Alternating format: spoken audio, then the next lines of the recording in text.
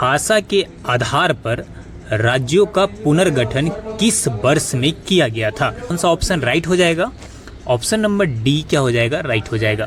भाषा के आधार पर राज्यों का पुनर्गठन वर्ष 1956 में किया गया था। नेक्स्ट, अगला क्वेश्चन है, जापान में होन्शु नामक द्वीप किसके लिए प्रसिद्ध है?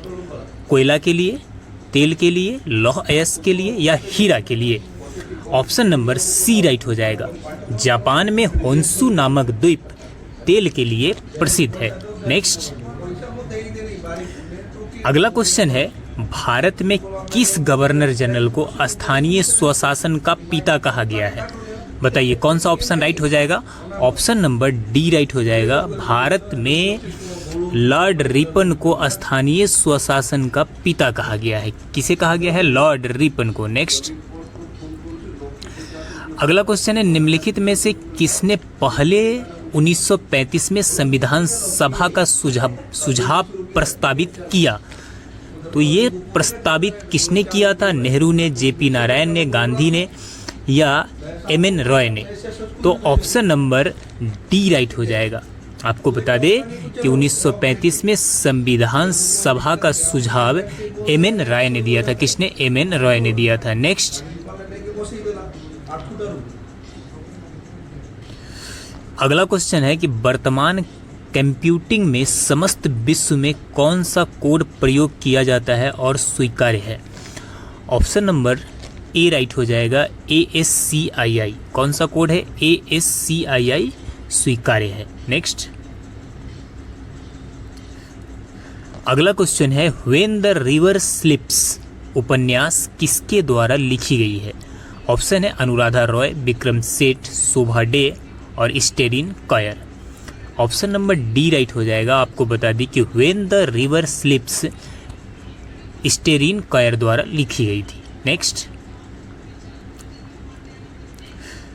अगला क्वेश्चन है कि प्रत्येक वर्ष कितने नोबेल पुरस्कार दिए जाते हैं? बताइए, 5, 6, 7 है, 4 है, 6 है? कौन सा ऑप्शन राइट हो जाएगा? ऑप्शन नंबर डी राइट हो जाएगा।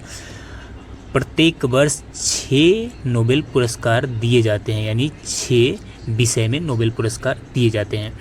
आप लास्ट में कमेंट में ज़रूर बताइएगा कि आप कितने क्वेश्चन आपका सही हो रहा है। अगला क्वेश्चन है कि वर्ल्ड वाइड वेब का आविष्कार किसने किया?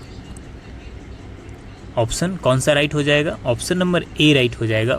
वर्ल्ड वाइड वेब यानी WWW का आविष्कार टिम बर्नर्स-ली ने किया था। किसने? Tim Berners Lee. नेक्स्ट, अगला क्वेश्चन है कि जल्लीकट्टू किसके साथ जुड़ा हुआ है? जल्लीकट्टू किसके साथ जुड़ा हुआ है? त्रिचुर के साथ, कार्तिगाई के साथ, ओणम के साथ या पोंगल के साथ? किसके साथ जुड़ा हुआ है? तो इसका जुड़ाव है पोंगल के साथ। किसके साथ जुड़ाव है? पोंगल के साथ। अगला क्वेश्चन है कि भारत में महिलाओं के लिए आरक्षण उपलब्ध है कहाँ? लोकसभा में, राज्य विधानसभाओं में, पंचायती राज निकायों में या उपर्युक्त सभी स्थानों पर? पंचायती राज निकायों में महिलाओं के लिए क्या है? आरक्षण उपलब्ध है। ध्यान में रखिएगा। नेक्स्ट, अगला क्वेश्चन है कि भारत में सबसे पहली जनगणना किस वर्ष में हुई? भारत में सबसे पहली जनगणना किस वर्ष में हुई? तो सबसे पहली जनगणना वर्ष 1872 में हुई थी। किसके? वर्ष 1872 में। नेक्स्ट, अगला क्वेश्चन देख लीजिए। नेक्स्ट क्वेश्चन है कि निम्नलिखित में से कौन सा रोजगार प्राथमिक क्षेत्र से जुड़ा हुआ नहीं है? टोकरी बुनने वाला, माली, कुम्हार, पुजारी। ऑप्शन नंबर डी राइट हो जाएगा। पुजारी जो है वो प्राथमिक क्षेत्र से जुड़ा हुआ नहीं है, बाकी सभी टोकरी बुनने वाला, माली, कुम्हार ये सब प्राथमिक रोजगार से जुड़ा हुआ है। नेक्स्ट क्वेश्चन है कि ISDN एक दूर संचार प्रौद्योगिकी है कहाँ? ऑप्शन नंबर ए राइट हो जाएगा। ध्वनि, वीडियो एवं डाटा साथ साथ संचरित होते हैं। नेक्स्ट, अगला क्वेश्चन देख लीजिए कि नई दिल्ली का मुख्य वास्तुविद एवं डिजाइनर कौन था? बताइए कौन सा ऑप्शन राइट हो जाएगा? ऑप्शन नंबर ए राइट हो जाएगा। नई दिल्ली का जो वास्तुविद था वो था Edwin Lutyens. Option number A right हो जाएगा, एड्विन ल्यूएंट्स। नेक्स्ट,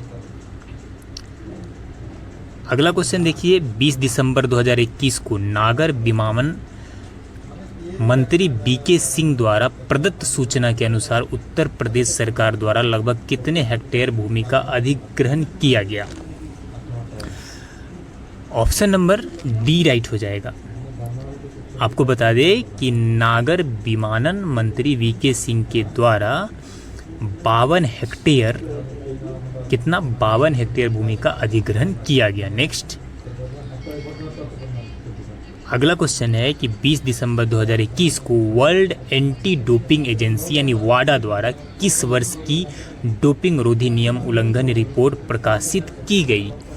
तो ये की गई 2019 के, कब के की गई थी? 2019 का जो डोपिंग रोधी नियम का उल्लंघन था उसके बारे में रिपोर्ट प्रकाशित की गई थी। Next,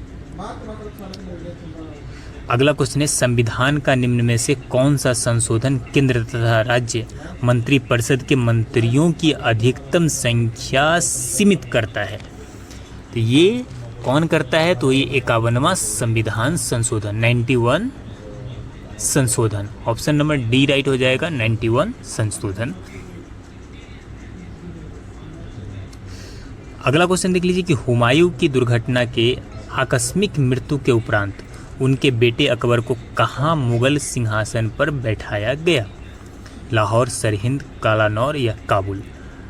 option number C right हो जाएगा। आपको बता दें कि हुमायूं के दुर्घटना के आकस्मिक मृत्यु के उपरांत उनके बेटे जो नाबालिग था उस समय में अकबर, उसे कालानौर में मुगल सिंहासन पर बैठाया गया, नहीं उसका राज तिलक हुआ। नेक्स्ट,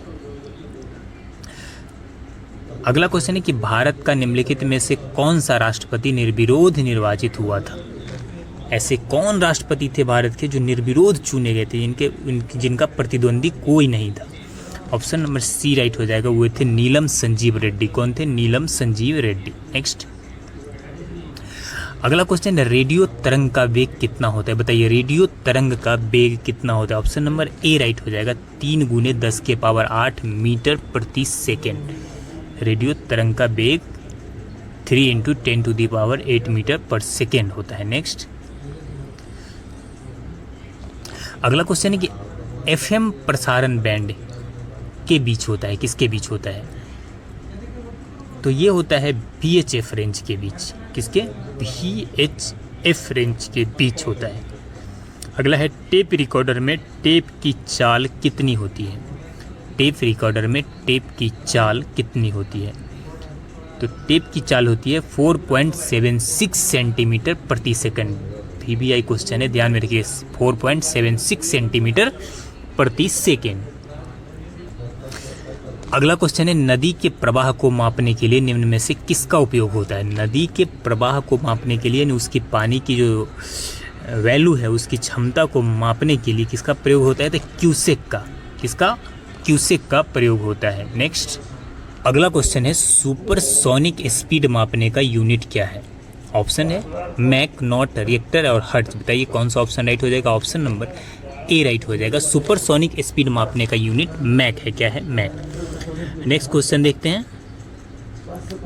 अगला प्रश्न है, खाद्यान्नों के संरक्षण हेतु निम्न में से किसका प्रयोग किया जाता है? Vinegar, sodium chloride, potassium permanganate या सोडियम बेंजोएट?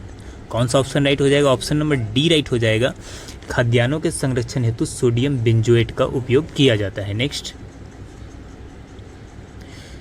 अगला क्वेश्चन है, किसी स्थान की आर्द्रता जानने के लिए निम्न में से किसका उपयोग किया जाता है? हाइग्रोमीटर, पायरोमीटर, पेरिस्कोप या हाइड्रोमीटर? आपको अगर किसी स्थान की ह्यूमिडिटी जानना है तो किसका प्रयोग करेंगे? ऑप्शन नंबर ए राइट हो जाएगा। किसका? हाइग्रोमीटर का उपयोग करेंगे। किसका? हाइग्रोमीटर का। नेक्स्ट, अगला क्वेश्चन है, वो कौन सी पर्यावरणीय परत है जो विकिरण को वापस पृथ्वी में प्रत्यावर्तित करती है? तो ये कौन सा परत है? आपको बता दूं कि ऑप्शन नंबर ए राइट हो जाएगा, स्ट्रेटोस्फीयर। जो क्षोभमंडल है वो क्या करता है कि विकिरण को वापस पृथ्वी में प्रत्यावर्तित करता है। नेक्स्ट, अगला क्वेश्चन है कि निम्न में से कौन सा राज्य उदय योजना के लिए समझौता ज्ञापन पर हस्ताक्षर करने वाला देश का पहला राज्य बन गया? ये पहला राज्य कौन सा बन गया है? तो ये ऑप्शन नंबर सी राइट हो जाएगा। ये झारखंड है, जो उदय की योजना के समझौता ज्ञापन या नियमों पर हस्ताक्षर करने वाला देश का पहला राज्य बन गया है। नेक्स्ट, अगला क्वेश्चन देख लीजिए कि महात्मा गांधी भारतीय राष्ट्रीय कांग्रेस के अध्यक्ष किस वर्ष बने थे। तो महात्मा गांधी भारतीय राष्ट्रीय कांग्रेस के अध्यक्ष किस वर्ष बने थे, तो ये ऑप्शन नंबर बी राइट हो जाएगा। वर्ष 1924 में बने थे। किस वर्ष बने थे, वर्ष 1924 में महात्मा गांधी भारतीय राष्ट्रीय कांग्रेस के अध्यक्ष बेलगांव अधिवेशन में चुने गए थे। नेक्स्ट अगला क्वेश्चन है कि क्रीमी लेयर संबंधित है। बताइए क्रीमी लेयर किससे संबंधित है, आप भी सुने होंगे क्रीमी लेयर और non creamy layer. Option number आपका बी राइट हो जाएगा। सामाजिक एवं आर्थिक हालातों से जुड़ा हुआ है क्या, क्रीमी लेयर। क्या जुड़ा हुआ है, क्रीमी लेयर। ये जो आपका 31 नंबर क्वेश्चन है ये उस टाइम का करंट अफेयर है, लेकिन जान लीजिए कई बार क्या होता है कि पिछले 2 साल पहले का भी करंट अफेयर पूछ देता है। तो देख लीजिए 3 दिसंबर 2021 को खरीदी खादी ग्रामोद्योग आयोग द्वारा किस उत्तर पूर्वी राज्य में REHAB परियोजना की शुरुआत की गई थी, तो ये की गई थी कहाँ पे, मणिपुर में। ऑप्शन नंबर बी राइट हो जाएगा। कौन सा, मणिपुर में। और नेक्स्ट क्वेश्चन यहाँ पे 13 दिसंबर 2021 को किस राज्य संशासित क्षेत्र ने जलवायु परिवर्तन और पर्यावरण पर एक पूर्ण पाठ्यक्रम विकसित किया और संबंधित पाठ्यक्रम शुरू करने वाला पहला राज्य भी बन गया। ऑप्शन नंबर डी राइट हो जाएगा। वो राज्य था महाराष्ट्र। कौन सा, महाराष्ट्र। नेक्स्ट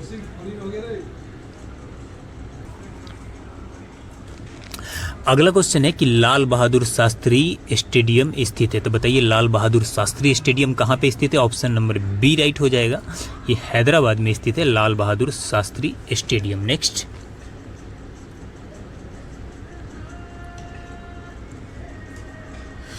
अगला क्वेश्चन है 19 नवंबर 2021 को प्रधानमंत्री नरेंद्र मोदी द्वारा उत्तर प्रदेश के झांसी के गरौठा में कितने मेगावाट के ultra mega solar power park की आधारशिला रखी गई। ये कितना था, तो ये था आपका 600 मेगावाट। कितना था, 600 मेगावाट। नेक्स्ट अगला क्वेश्चन है रक्त लाल दिखाई देने का कारण होता है। बताइए प्लाज्मा कतिपय स्रावों का होना और लोहिताणु या haemoglobin. Option number D right हो जाएगा। हीमोग्लोबिन के कारण रक्त का रंग क्या दिखाई देता है, लाल दिखाई देता है। नेक्स्ट अगला क्वेश्चन है कि 17 दिसंबर 2021 को किस राज्य सरकार ने तमिल थाई वास्तु गीत को राज्य गीत घोषित किया। ये किस राज्य ने किया था थाई वास्तु गीत को राज्य गीत घोषित, तो ये था आपका आंध्र प्रदेश। कौन सा राज्य था, आंध्र प्रदेश। नेक्स्ट है कि 25 नवंबर से 5 दिसंबर 2021 के मध्य स्पेन में आयोजित डेविस कप 2021 का खिताब मारिन सिलिच को पराजित कर किसने जीता था, तो ये जीता था नोवाक जोकोविच ने। किसने जीता था, नोवाक जोकोविच ने। नेक्स्ट अगला क्वेश्चन है कि गोल्डन पेन ऑफ फ्रीडम पुरस्कार किससे संबंधित है। तो गोल्डन पेन ऑफ फ्रीडम पुरस्कार आपका बताइए किससे संबंधित है, तो ये संबंधित है खेल संपादकीय से। किससे है, खेल संपादकीय से संबंधित है गोल्डन पेन ऑफ फ्रीडम पुरस्कार। चलिए अब हिंदी के क्वेश्चन को देखते हैं, क्योंकि आपके एग्जाम के लिए हिंदी अति महत्वपूर्ण है। अगर आपका हिंदी अच्छा है तो आपका रिजल्ट 100% होने वाला है। नेक्स्ट अगला क्वेश्चन में आपका समास बताना है। भरपेट कौन सा समास है। ऑप्शन है अव्ययी भाव समास, द्वंद्व समास, तत्पुरुष समास और बहुब्रीहि समास। ऑप्शन नंबर ए राइट हो जाएगा। भरपेट अव्ययी भाव समास है। क्या है, अव्ययी भाव समास। नेक्स्ट अगला क्वेश्चन देख लीजिए क्या कहा गया है।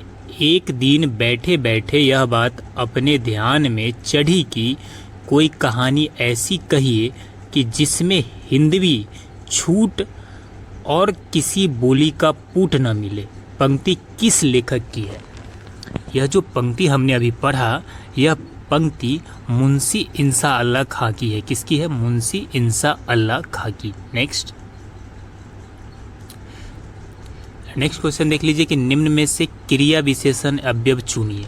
इसमें से क्रिया विशेषण अवयव कौन सा है, वो चुनना है। बताइए कौन सा राइट हो जाएगा। कुत्ता भौंक रहा है, राम खाना खा रहा है, अधिक मत बोलो, राधा रात भर जागती है। क्रिया का विशेषण है यहाँ पे। ऑप्शन नंबर डी राइट हो जाएगा। क्या है, राधा रात भर जागती है। इसमें क्रिया का विशेषण है क्या, जागना। यानी राधा रात भर क्या करती है, जागती है। अगला क्वेश्चन है निम्न में से कौन जीवनी है। देख लीजिए, अतीत के चलचित्र चिंतामणि, आवारा मसीहा और नीर का निर्माण फिर। ऑप्शन नंबर सी राइट हो जाएगा, आवारा मसीहा क्या है, एक जीवनी है। नेक्स्ट, अगला जो क्वेश्चन आपका है यहाँ पे इसे पढ़ के इसका आंसर देना है। तो चलिए एक बार इसे पढ़ते हैं। इस संसार में धन ही सब कुछ नहीं है, धन की पूजा तो बहुत कम जगहों में होती देखी गई है। संसार का इतिहास उठाकर देखिए और उदाहरण ढूंढ ढूंढ कर सामने रखिए तो आपको विदित हो जाएगा कि जिनकी हम उपासना करते हैं, जिसके लिए हम आंखें बिछाने तक को तैयार रहते हैं, जिसकी स्मृति तरोताज़ा रखने के लिए हम अनेक तरह की स्मारक चिन्ह बनाकर खड़े करते हैं, उन्होंने रुपया कमाने में अपना समय नहीं बिताया था, बल्कि उन्हीं ने कुछ ऐसे काम किए थे जिनकी महत्ता हम रुपयों से अधिक मूल्यवान समझते हैं। जिन लोगों के जीवन का उद्देश्य केवल रुपया बटोरना है, उनकी प्रतिष्ठा कम हुई है। अधिकांश अवस्थाओं में उन्हें किसी ने पूछा तक नहीं है ना। आप अच्छे ढंग से समझ रहे होंगे। उन्होंने जन्म लिया, रुपया कमाया, परलोक की यात्रा की, किसी ने जाना तक नहीं कि वे कौन थे और कहाँ गए। मानव समाज स्वार्थी अवश्य है, पर वह स्वार्थ की उपासना करना नहीं जानता। अंत में वे ही पूजे जाते हैं जिन्होंने अपने जीवन की अर्पित करते समय सच्चे मनुष्यत्व का परिचय दिया है। हमने पूरा कहानी पढ़ दिया आपका। अब आपको आंसर देना है, गद्यांश का उचित शीर्षक क्या होगा। अब देख लीजिए किस तरह से लोग महान बनते हैं, जो स्वार्थी होते हैं, जो पैसे के लोभी होते हैं, वो ज़्यादातर उन्हें लोग जानते तक नहीं है। तो इसी चीज़ के बारे में है। तो गद्यांश का उचित शीर्षक बताने आपको, धन की लोलुपता, धन की महत्ता, धन और मनुष्यता, मनुष्यता का महत्व। कौन सा ऑप्शन राइट हो जाएगा, तो ऑप्शन नंबर सी राइट हो जाएगा। यहाँ पे जो सटीक होगा धन और मनुष्यता, यानी इसमें बताया गया है कि धन और मनुष्यता में क्या अंतर है। धन जो चाहते हैं उन्हें, उनकी मनुष्यता धीरे धीरे समाप्त हो जाती है, उन्हें लोग जानते तक नहीं हैं। अगला जो क्वेश्चन है यहाँ पे देखिए, उसी गद्यांश से रिलेटेड है। उपर्युक्त गद्यांश के अनुसार संसार में किस तरह के मनुष्य की पूजा होती है, बताइए। सिंपल, मैंने अभी पढ़ के बताया आपको। तो संसार में जो सच्चे मनुष्यत्व के लिए कार्य करते हैं उन्हीं की पूजा होती है ना। नेक्स्ट, यहाँ पे अगला जो क्वेश्चन है, धन की पूजा से क्या अभिप्राय है। धन की पूजा से क्या अभिप्राय है इस गद्यांश में। तो इसमें यही समझ में आया कि धन कमाने वाला अधिक नाम नहीं कर पाता है, यानी धन कमाने वाला जो धन के पीछे भागते रहते हैं, दुनिया उसे जानती तक नहीं है, उसके नाम को कभी लेती तक नहीं है। नेक्स्ट, अब है यहाँ पे कि शुद्ध शब्द छांटना है। कौन सा शुद्ध शब्द है आप बताइए। अभ्यस्त, अभ्यस्त, अभ्यस्त, अभ्यस्त, कौन सा अभ्यस्त राइट है। तो आपको बता दे कि ये ऑप्शन नंबर सी वाला अभ्यस्त क्या है, ये राइट है आपका, ध्यान में रखिएगा। इस बाकी ये क्या है, ऑप्शन नंबर सी वाला अभ्यस्त आपका क्या है, राइट है। बाकी ये सब क्या है, सारा गलत है। अगला क्वेश्चन है, कौन सा शब्द तुर्की भाषा का नहीं है। पैगंबर, बेगम, चेचक या बारूद। तुर्की भाषा का कौन सा शब्द नहीं है। तो पैगंबर तुर्की भाषा का शब्द नहीं है। नेक्स्ट, अगला क्वेश्चन है, जल, प्राण, पुत्र किस शब्द का अनेकार्थी शब्द है। जल, प्राण, पुत्र किस शब्द का अनेकार्थी शब्द है। तो बताइए कौन सा ऑप्शन राइट हो जाएगा। जीवन का, जीवन का अनेकार्थी शब्द क्या है, जल, प्राण, पुत्र। नेक्स्ट, उपवाक्य पहचानिए। यहाँ पे देख लीजिए, उपवाक्य पहचानना है। वह आदमी जो कल आया था आज भी आया है, एक कैसा वाक्य।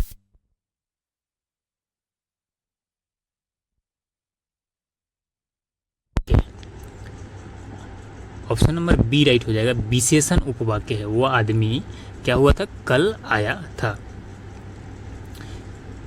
कौन सी ध्वनि महाप्राण नहीं है? महाप्राण ध्वनि कौन सी नहीं है? इसमें जो है वो महाप्राण ध्वनि नहीं है। बाकी ख, घ, झ ये सब क्या है? महाप्राण ध्वनि है। अगला क्वेश्चन, निम्नलिखित पद में कौन सा पद बैया प्रत्यय लगाने से बना है? बैया प्रत्यय लगाने से बना है। प्रत्यय जो लास्ट में लगता है, उपसर्ग जो शुरू में लगता है, तो वैया। तो ऑप्शन नंबर सी राइट हो जाएगा, खवैया। नेक्स्ट, अगला क्वेश्चन है, निम्न में एक देवता का पर्यायवाची नहीं है। देवता का पर्यायवाची कौन सा नहीं है? निर्जर, त्रिदश, किंकर या गिरवाण। ऑप्शन नंबर सी राइट हो जाएगा, किंकर देवता का पर्यायवाची नहीं है। बाकी निर्जर, त्रिदश और गिरवाण ये सभी देवता का पर्यायवाची है। अगला क्वेश्चन है, साकेत महाकाव्य के रचयिता कौन है? साकेत महाकाव्य के रचयिता है मैथिली शरण गुप्त। कौन है? मैथिली शरण गुप्त। नेक्स्ट, अगला क्वेश्चन देखिए, गौ प्लस चरित की संधि है। इसमें इसका संधि विच्छेद दिया गया है। कौन सा शब्द का यह संधि विच्छेद है? ये है गौश्चरित का। किसका? गौश्चरित, गौ प्लस चरित्र। नेक्स्ट,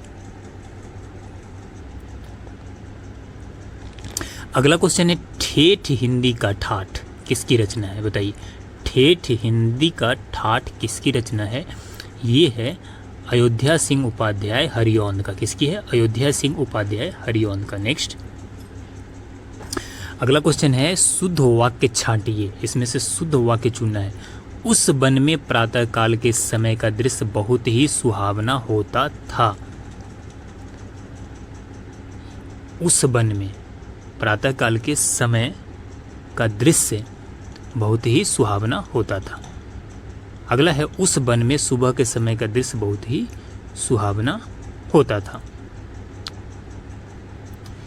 उस वन में प्रातः काल का दृश्य बहुत ही सुहावना होता था और उस वन में सवेरे का समय का दृश्य बहुत ही मनोरम होता था।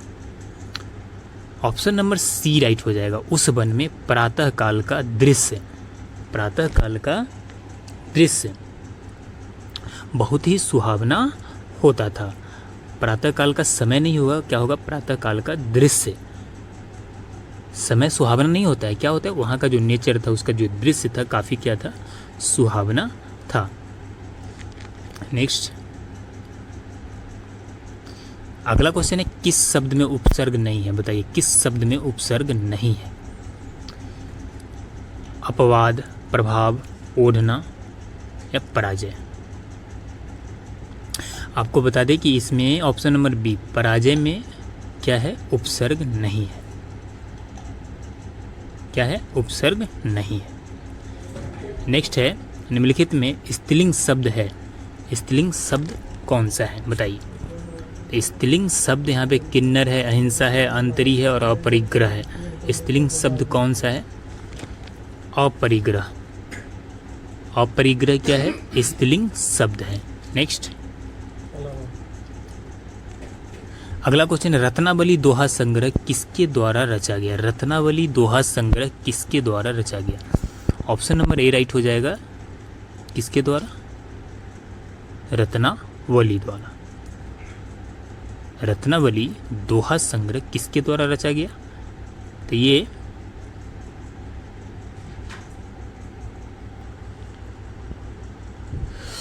अगला क्वेश्चन है कि लिंग बताना है। मनगढ़ंत ये कौन सा लिंग है? पुल्लिंग, स्त्रीलिंग, उभयलिंग या नपुंसक लिंग?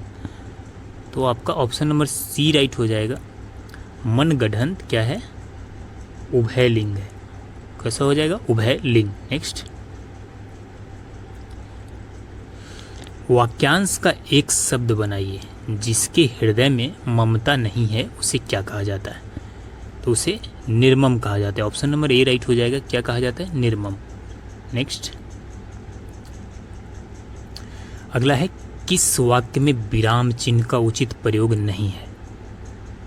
जो विराम चिन्ह होता है उसका उचित प्रयोग किस वाक्य में नहीं किया गया है? ऑप्शन नंबर डी राइट हो जाएगा आपका, प्रिय महाशय मैं आपका आभारी हूँ। इसमें आपका उचित जो चिन्ह का प्रयोग नहीं किया गया है।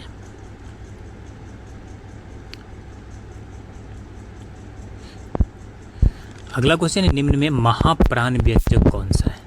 बताइए महाप्राण व्यंजक इसमें से कौन सा है? त, द, भ, म।